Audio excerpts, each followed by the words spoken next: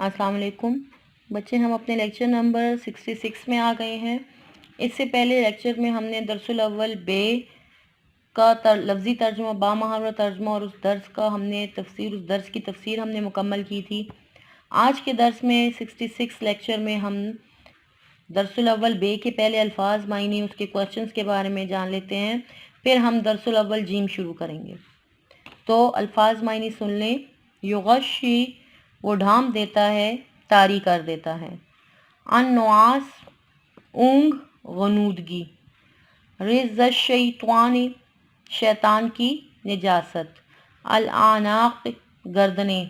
बनान, पूर पूर, जोड़ जोड़। ज़फ़न, लश्कर कशी की सूरत में। मुतहर्रिफ़ल लिक़ताल, जंगी चाल के तौर पर। मुतहय्यिज़न इला फ़ियतिन, किसी फ़ौज से जा मिलने के लिए। रमईता, तूने फेंका। लियुबलिया, ताकि वो आजमाए। मुहिनो, कमज़ोर करने वाला। तमारीन यानी इसके मश्क, इसके सवालात की तरफ आ जाएं। तो इसमें हमारा सवाल नंबर 1 है, इस सबक में ग़ज़वे बदर के हवाले से अल्लाह ताला ने किन इनामात का ज़िक्र किया है। फिर सवाल नंबर 2 है, कुफ़ार के साथ मुकाबले की सूरत में सूरतुल अनफ़ाल की इन आयात में क्या हदायत दी गई हैं। फिर सवाल नंबर 3 है, कुफ़ार को ख़ताब करते हुए इन आयात करीमा में क्या तंबीह की गई है, यानी किस चीज़ से ख़बरदार किया गया है। सवाल नंबर 4 है, मंदरजा ज़ैल इबारात का मफ़हूम बयान कीजिए। तो उसमें अलिफ बे जीम है। अलिफ है या अय्युहल्लज़ीना आमनू इज़ा लक़ीतुमुल्लज़ीना कफ़रू ज़हफ़न फ़ला तुवल्लूहुमुल अदबार। बे है वमा रमईता इज़ रमईता वलाकिन्नल्लाह रमा। जीम है वलन तुग़नी अन्कुम फ़ियतुकुम शैअन वलौ कसुरत। तो बच्चे, इस सारा रिटर्न वर्क ये मैंने आप लोगों को दिखाया भी था, ठीक है, आप लोगों को एक लेक्चर्स में। तो अब हम दरसुल अव्वल जीम, उसी तरह पेंसिल्स हाथ में रखें आप लोग। हम पहले लफ्ज़ी तर्जुमा करेंगे, फिर बामहावरा तर्जुमा और फिर उसके बाद उसकी तफसीर करेंगे। तो हम शुरू करते हैं दरसुल अव्वल जीम आयात, जिसमें 20 था, 28 है। आऊज़ु बिल्लाहि मिनश शैतानिर रजीम, बिस्मिल्लाहिर रहमानिर रहीम। या अय्युहल्लज़ीना, ए लोगो, आमनू, जो ईमान लाए हो।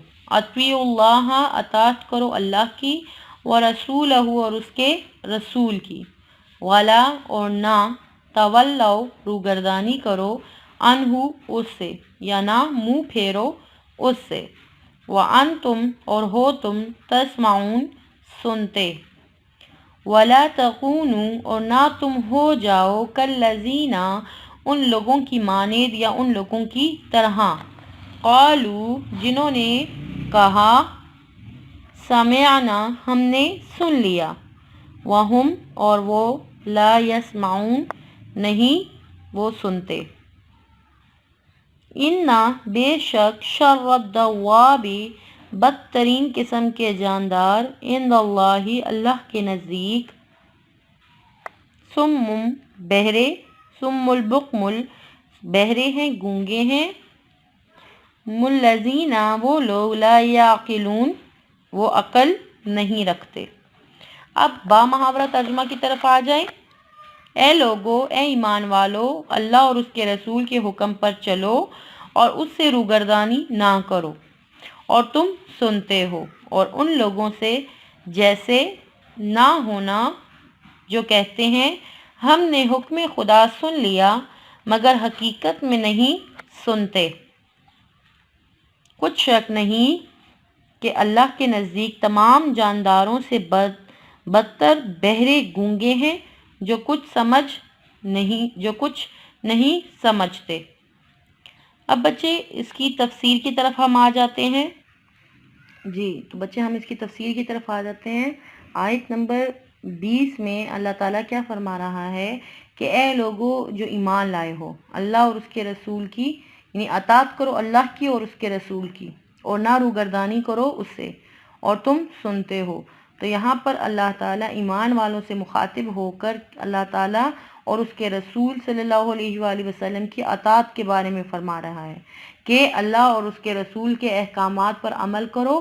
اگر تم واقعی ہی میں سنتے ہو اللہ کے پیغامات کو، اللہ کے حکم کو، اللہ کے جو احکامات تمہارے سامنے سنائے جاتے ہیں تو اس کو مانو اور اس پر عمل کرو اور اس سے منہ نہ پھیرو۔ منہ نہ پھیرنا کا مطلب یہ ہے کہ اس کو ماننے سے انکار نہ کرو، اور انکار ایسا بھی نہیں کہ اس کو پھر اس پر عمل بھی نہ کرو۔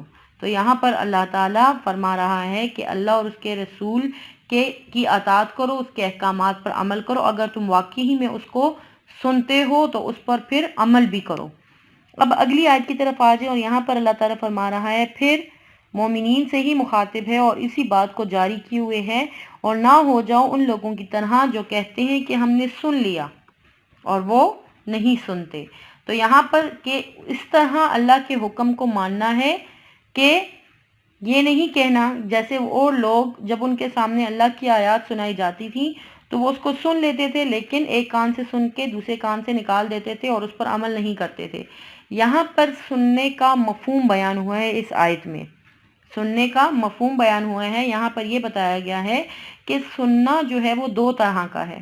سننا دو طرح کا ہے، ایک ہے غور سے سننا، جیسے استاد کی بات کا سننا، سودا بیچنے کے لیے گاہک کی بات کا سننا، یا کوئی کام کرنے کے لیے کام کرنے کا طریقہ سیکھنے والی بات سننا، یا عمل کرنے کے لیے رہبر کی بات سننا، یعنی ارادے سے سننا، اور بہت غور سے بالکل اس کی طرف ہمتن گوش ہو کر سننا، اور عمل کرنے کے ارادے سے سننا، تو اپنی اصلاح کرنے کے ارادے سے سننا۔ تو ایسا سننا جو ہے وہ حقیقی معنوں میں سننا ہے، اور دوسری قسم کا سننا ایسا ہے جسے اس توجہ سے نہ سنا جائے، عمل کرنے کے ارادے سے نہ سنا جائے، صرف ایک کان سے سن کے دوسرے کان سے نکال دیا جائے۔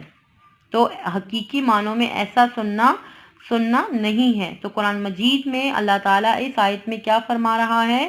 مومنوں کو اللہ تعالیٰ اور اس کے رسول کی فرما برداری کے بارے میں فرما رہا ہے کہ جب اس کے پیغام کو سنو تو اس پر عمل بھی کرو، اور ان منافقوں کی طرح نہ ہو جاؤ جو قرآن مجید اور اللہ تعالیٰ کے نبی کی باتیں سنتے ہیں مگر حقیقت میں وہ نہیں سنتے، بلکہ ایک کان سے سن کے دوسرے کان سے نکال دیتے ہیں۔ تو ایسا نہیں کرنا، اللہ تعالیٰ یہاں پر مومنین سے مخاطب ہو کر یہ بات فرما رہے ہیں۔ اب اگلی آیت میں ہے کہ بے شک بدترین قسم کے جاندار اللہ کے نزدیک بہرے گونگے ہیں، وہ لوگ ہیں جو عقل نہیں رکھتے۔ اب دیکھیں بدترین قسم کے جاندار، جیسے دیکھیں انسانوں میں درجات ہیں، اسی طرح اللہ تعالیٰ نے حیوانوں اور جانوروں میں بھی درجے رکھے ہیں۔ دیکھیں کئی جانور جو ہوتے ہیں وہ شریف النفس یعنی انسان دوست ہوتے ہیں یا انسانوں کے لیے مفید ہیں، اور کئی جو ہوتے ہیں وہ خونخوار اور کئی انسانوں کے لیے جو ہیں وہ ہر صورت میں نقصان دہ ہوتے ہیں۔ تو اس طرح یہاں پر جو شر الدواب کا مطلب ہے تو یہاں پر صفات و نسل کے لحاظ سے بدترین جانور ہے۔ یہاں پر بدترین قسم کے جو جانور مراد ہیں وہ کیا ہیں؟ جانوروں کو اللہ تعالیٰ نے قوت گویائی یعنی بولنے کی قوت سے اور عقل و شعور سے محروم رکھا ہے، اور ان میں سے کچھ جانور جو ہیں وہ تھوڑی بہت عقل رکھتے ہیں مگر کچھ جو ہیں وہ اس سے بھی بالکل بے بہرے ہیں، یعنی انہیں بدترین جانور قرار دیا گیا ہے۔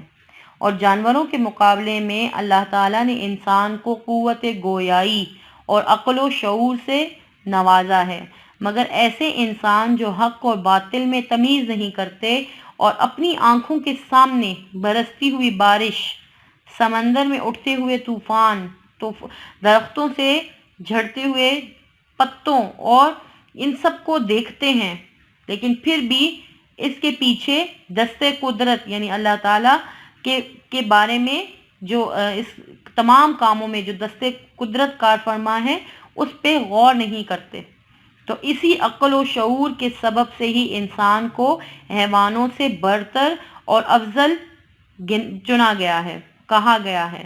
اور جو لوگ سننے، بولنے اور سمجھنے کی قوتوں سے کام صحیح نہیں لیتے، حق کو سمجھنے کے لیے اور حق کی تبلیغ کے لیے ان صلاحیتوں کو اپنی کام میں نہیں لاتے، تو ان کا شمار انسانوں میں نہیں کیا جا سکتا۔